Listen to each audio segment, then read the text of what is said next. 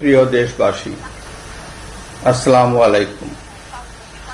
আপনারা জানেন প্রধানমন্ত্রী শেখ হাসিনা আজ রাষ্ট্রপতির কাছে পদত্যাগপত্র জমা দিয়েছেন এবং আমি তা গ্রহণ করেছি।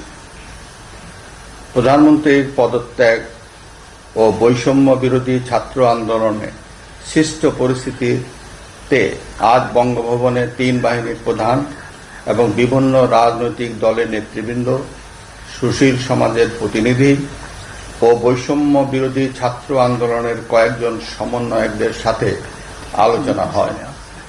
শুরুতেই সেনাপ্রধান বিরাজমান সার্বিক পরিস্থিতি ও রাজনৈতিক দলগুলোর সাথে তার আলোচনা সম্পর্কে আমাকে অবহিত করেন। রাজনৈতিক নেতৃবৃন্দ এ সময় তাদের বক্তব্য তুলে ধরেন। সভায় বৈষম্য বিরোধী ছাত্র আন্দোলনের নিহত শহীদদের স্মরণে শোক প্রস্তাব গৃহীত হয়। এছাড়া জরুরি ভিত্তিতে একটি অন্তর্বর্তীকালীন সরকার গঠনের সিদ্ধান্ত নেওয়া হয়। সকল দল ও অংশীজনদের সাথে আলোচনা করে গঠিত অন্তর্বর্তীকালীন সরকার যত দ্রুত সম্ভব নির্বাচনের ব্যবস্থা করবে। বৈষম্য বিরোধী ছাত্র আন্দোলন ও বিভিন্ন মিথ্যা মামলায় আটকসহ সকল বন্দীদের মুক্তি দেওয়া হবে।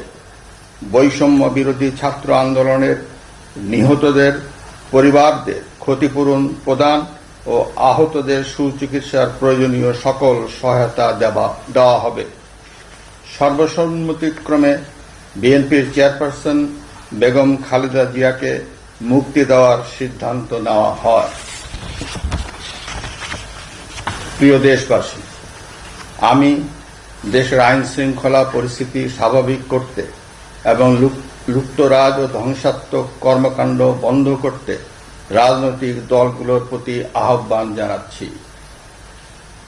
জনগণের জানমাল ও রাষ্ট্রীয় সম্পদ রক্ষায় সশস্ত্র বাহিনীকে কঠোর পদক্ষেপ নেওয়ার নির্দেশ প্রদান করছি। সাম্প্রদায়িক সম্প্রীতি ও সংখ্যালঘুদের নিরাপত্তা নিশ্চিত করতে এবং সরকারি সম্পত্তি রক্ষায় সকলকে এগিয়ে আসার আহ্বান জানাচ্ছি। দেশের অর্থনীতি, প্রশাসন ও শিল্প কলকারখানা চালু রাখার লক্ষ্যে সকলকে কার্যকর ভূমিকা রাখার আহ্বান জানাই। ছাত্র নেতৃবৃন্দ ও শিক্ষকদের সাথে আলোচনা সাপেক্ষে অতি শীঘ্রই শিক্ষা প্রতিষ্ঠানগুলি খুলে দেওয়া হবে। এছাড়া যারা হত্যা ও সহিংসতার সাথে জড়িত নিরপেক্ষ তদন্তের মাধ্যমে তাদেরকে আইনের আওতায় আনা হবে। গণপ্রজাতন্ত্রী বাংলাদেশের সংবিধান অনুযায়ী অনতি বিলম্বে বর্তমান সংসদ বিলুপ্ত করা হবে।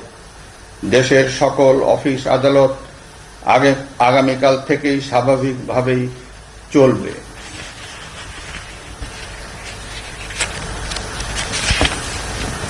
প্রিয় দেশবাসী, আসুন আমরা দেশকে বাঁচাতে একযোগে কাজ করি।